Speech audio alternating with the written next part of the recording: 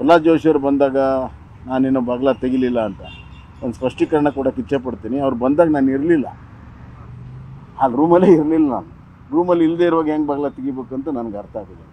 ಆದ್ದರಿಂದ ಇದು ತಪ್ಪು ಸಂದೇಶ ಹೋಗಿದೆ. ಆ ಥರ ಏನಿಲ್ಲ. ನಾನು ಅವ್ರ ಹತ್ರ ಮಾತಾಡಿದ್ದೀನಿ, ಅವ್ರಿಗೆ ಅಭಿನಂದನೆ ಸಲ್ಲಿಸಿದ್ದೆ. ನಾನೇ ಹೇಳಿದೆ ನಿಮ್ಮ ಮನೆಗೆ ಬರ್ತೀನಪ್ಪ ಅಂತ ಮಾತನ್ನು ಕೂಡ ಹೇಳಿದ್ದೆ. ನಾವು ಅವರು ಭಾಳ ಒಳ್ಳೆಯ ಸಂಬಂಧ ಇದೆ. ಕಾಂಗ್ರೆಸ್ ಗ್ಯಾರಂಟಿಗಳು ಚರ್ಚೆ ನಡೀತಾ ಇದೆ ಸಾಕಷ್ಟು. ನೀವು ಹೇಳ್ತಾನೆ ಇದ್ರಿ ಇವೆಲ್ಲ ಲೋಕಸಭಾ ಚುನಾವಣೆ ಆಗುವವರೆಗೂ ಮಾತ್ರ ಈ ಗ್ಯಾರಂಟಿಗಳು ಅಂತ, ಅದು ನಿಜ ಆಗ್ತಾ ಇದೆ ಸರ್? ಈಗ ನೋಡಿ, ಗ್ಯಾರಂಟಿಗಳ ಬಗ್ಗೆ ಆಡಳಿತ ಪಕ್ಷದಲ್ಲಿ ಏನೆಲ್ಲ ಗೊಂದಲ ನಡೀತಾ ಇದೆ, ಅದಕ್ಕೆ ಆಡಳಿತ ಪಕ್ಷದವರು ಉತ್ತರ ಕೊಡಬೇಕು. ನಾವು ಅದ್ರ ಮೇಲೆ ಏನೂ ಕಮೆಂಟ್ ಮಾಡೋದಿಲ್ಲ. ಗ್ಯಾರಂಟಿ ಬೇಕೋ ಬೇಡೋ ಈ ಒಂದು ಜಿಜ್ಞಾಸ ಆಡಳಿತ ಪಕ್ಷದಲ್ಲಿದೆ.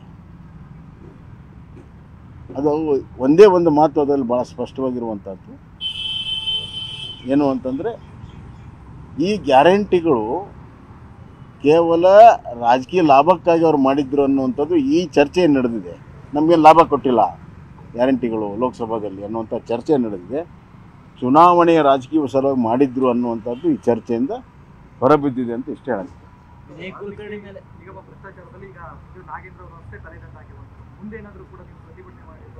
ಅಲ್ಲಿ ನಮ್ಮ ಪ್ರತಿಭಟನೆ ಇಲ್ಲ, ತನಿಖೆಯಲ್ಲಿ ಇವತ್ತು ಹೆಂಗೆ ತನಿಖೆ ಮಾಡ್ದಂಗೆ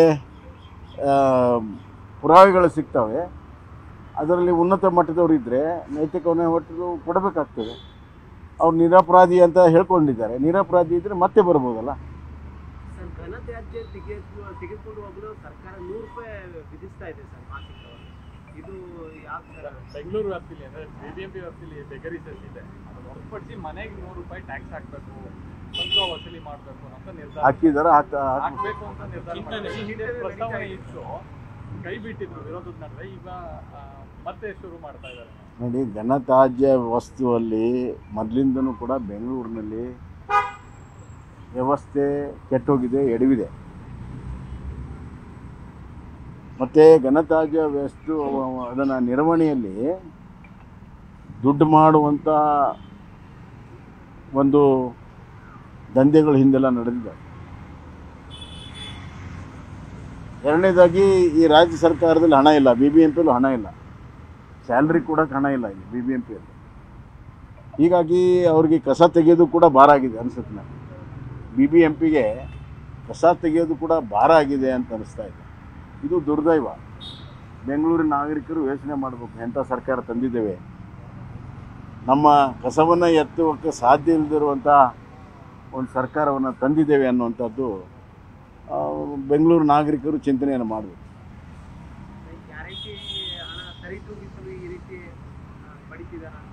ಗ್ಯಾರಂಟಿ ಹಣ ಭಾಳ ದೊಡ್ಡ ಪ್ರಮಾಣದಲ್ಲಿ ವ್ಯಯ ಆಗ್ತಾ ಇದೆ. ಅದು ಎಲ್ಲವೂ ನಿಂತಿದೆ, ಬರೀ ಘನತ್ಯಾಜ್ಯ ವಸ್ತು ಅಲ್ಲ, ಸಂಪೂರ್ಣ ಅಭಿವೃದ್ಧಿನೇ ನಿಂತೋಗಿದೆ. ಸಂಪೂರ್ಣವಾಗಿ ಇರಿಗೇಷನಲ್ಲಿ ಕೆಲಸ ಆಗ್ತಾಯಿಲ್ಲ, ಗ್ರಾಮೀಣ ಅಭಿವೃದ್ಧಿ ಕೆಲಸ ಆಗ್ತಾಯಿಲ್ಲ, ಇನ್ಫ್ರಾಸ್ಟ್ರಕ್ಚರ್ ಕೆಲಸ ಆಗ್ತಾಯಿಲ್ಲ, ರಸ್ತೆಗಳ ನಿರ್ಮಾಣ ಆಗ್ತಾಯಿಲ್ಲ, ಕೆರೆ ಕಟ್ಟೆಗಳ ಕೆಲಸ ಆಗ್ತಾಯಿಲ್ಲ, ಶಾಲಾ ಬಿಲ್ಡಿಂಗ್ ಆಗ್ತಾಯಿಲ್ಲ, ಸ್ಯಾಲ್ರಿಗಳು ಸರಿಯಾಗಿ ಕೊಡ್ತಾಯಿಲ್ಲ, ಆಸ್ಪತ್ರೆಯಲ್ಲಿ ಔಷಧಿ ಇಲ್ಲ. ಭಾಳ ಕಷ್ಟದಲ್ಲಿ ಜನ ಇದ್ದಾರೆ.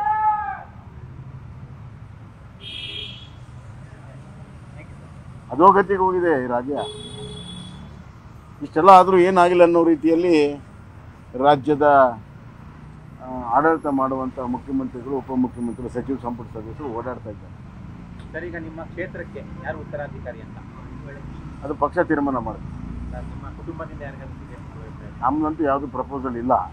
ಕುಟುಂಬ ತೀರ್ಮಾನ ಮಾಡಿ, ಸಾರಿ, ಪಕ್ಷ ತೀರ್ಮಾನ.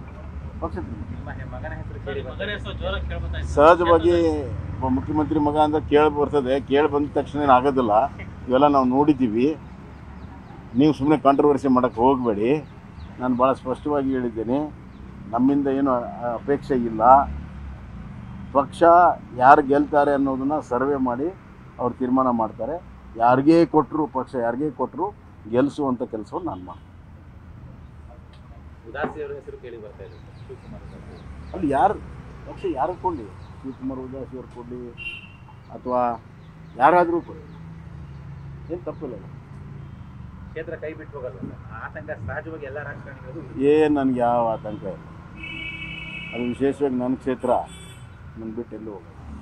ನಾನು ಶಾಸಕನಾಗೇ ಇರಬೇಕು ಅಂತೇಳಿ ಆ ವಿಶ್ವಾಸ ನನ್ನ ಕ್ಷೇತ್ರದ ನನ್ನ ಮಹಾ ಜನತೆ ಏನಿದೆ ನನ್ನ ಕ್ಷೇತ್ರದ್ದು ರಾಜಕೀಯ ಮೀರಿ ಸಂಬಂಧ ಇದೆ. ಭಾಳ ಒಂದು ಪರಿವಾರದ ಭಾವನಾತ್ಮಕವಾದ ಸಂಬಂಧ ಇದೆ, ಬೇರೆನೇ ಇದೆ ಅದು. ಯಾರೇ ಶಾಸಕರಾದರೂ ಕ್ಷೇತ್ರ ಕೈ ಬಿಟ್ಟು ಹೋಗಲ್ಲ. ಯಾರೇ ಶಾಸಕರಾಗಲಿ ಅಲ್ಲಿ ಯಾವ್ದವ್ರ ಮಂತ್ರಿಗಳಾಗಲಿ ಏನಾದರೂ ಆ ಕ್ಷೇತ್ರ ನಾನು ಕೈ ಬಿಟ್ಟು ಹೋಗಲ್ಲ. ಮನೆಗೆ ನಾನು ಎಲ್ಲರ ಮನೆಯ ಅಣ್ಣ ತಮ್ಮ ಸದಸ್ಯನ. ಸರ್, ಈಗ ಒಂದು ಮಾತು ಕೇಳೋದು, ಲೋಕಸಭಾ ಚುನಾವಣೆ ಆದ ನಂತರ ಈ ಕಾಂಗ್ರೆಸ್ ಗೌರ್ಮೆಂಟ್ ಅಲ್ಲಿ ಕೆಲವೊಂದಿಷ್ಟು ಬದಲಾವಣೆ ಆಗ್ತಿದೆ. ಬಿಜೆಪಿ ಏನಾದರೂ ಆ ಥರ ಒಂದು ಆಕ್ಟಿವಿಟೀಸ್ ಕಾಂಗ್ರೆಸ್ನಲ್ಲಿ ಅಸ್ಥಿರತೆ ಆದರೆ ಅದರ ಲಾಭ ಪಡ್ಕೊಳ್ಳೋ ಪ್ರಯತ್ನಕ್ಕೆ ಮುಂದಾಗುತ್ತಾರಾ ದೋಸ್ತಿಗಳು? ನೋಡಿ, ಕಾಂಗ್ರೆಸ್ ಪಕ್ಷ ಭ್ರಮೆಯಲ್ಲಿದ್ದರು. ನರೇಂದ್ರ ಮೋದಿ ಮತ್ತೆ ಪ್ರಧಾನಮಂತ್ರಿ ಆಗಲ್ಲ, 200 ದಾಟಲ್ಲ ಎಲ್ಲ ಮಾತಾಡಿದ್ರು. ಖಂಡಿತ ನಮ್ಮ ನಿರೀಕ್ಷಿತಕ್ಕೆ ಆಗಲಿದ್ರು ಕೂಡ ಸರ್ಕಾರ ಅಂತೂ ಮಾಡಿದ್ದೀವಿ. ಮತ್ತು ನಮ್ಮ ಕೋಲಿಷನ್ ಪಾರ್ಟ್ನರ್ಸು ಭಾಳ ಗಟ್ಟಿಯಾಗಿ ಬೆಂಬಲವನ್ನು ಕೊಟ್ಟಿದ್ದಾರೆ. ಇದರ ಪರಿಣಾಮ ಏನು ಗಟ್ಟಿ ಸರ್ಕಾರ ಆಗಿದೆ, ಅದರ ಟರ್ಮರ್ಸ್ಗೇನಂತಾರೆ ಭೂಕಂಪನ ವಿರೋಧ ಪಕ್ಷದಲ್ಲಿ ಆಗುತ್ತೆ. ಕಾದು ನೋಡಿ, ಅದಾದಾಗ ನಿಮಗೆ ನನಗಿಂತ ಮುಂಚೆ ನಿಮ್ಗೆ ಮಾಹಿತಿ ಸಿಗುತ್ತೆ. ಕನ್ನಡಿಗರ ಮೆಚ್ಚಿನ ನಿಮ್ಮ ನ್ಯೂಸ್ 18 ಕನ್ನಡ ಈಗ ವಾಟ್ಸ್ಆಪ್ನಲ್ಲಿಯೂ ಲಭ್ಯ. ಕರ್ನಾಟಕ ಮತ್ತು ದೇಶ ವಿದೇಶದ 360 ಡಿಗ್ರಿ ಸುದ್ದಿ ವಿವರವನ್ನ ನೀವು ನಿಮ್ಮ ಕೈ ಬೆರಳುಗಳಲ್ಲಿಯೇ ಪಡೆಯೋದಿಕ್ಕೆ ಈ QR ಕೋಡ್ ಅನ್ನ ಸ್ಕ್ಯಾನ್ ಮಾಡಿ. ನಮ್ಮ ಚಾನೆಲ್ ಅನ್ನ ಫಾಲೋ ಮಾಡಿ, ನೋಟಿಫಿಕೇಶನ್ ಆನ್ ಮಾಡಿ.